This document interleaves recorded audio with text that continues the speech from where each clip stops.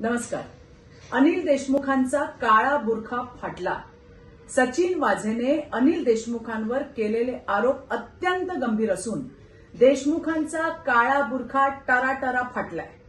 उद्धव ठाकरे यांचे सरकार सत्तेवर असताना पैसे मागितले जात होते असे सचिन वाझेने सांगून टाकलंय.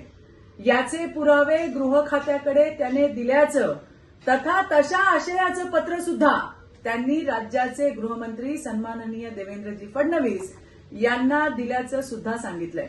आमची मागणी आहे की याची सखोल चौकशी केली जावी.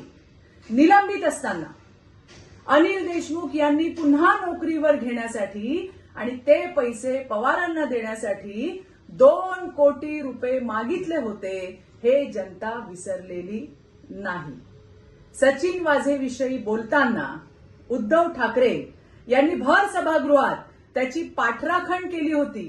सचिन वाझे म्हणजे लादेन आहे का असं बेजबाबदार वक्तव्य उद्धव ठाकरे यांनी केलं होतं.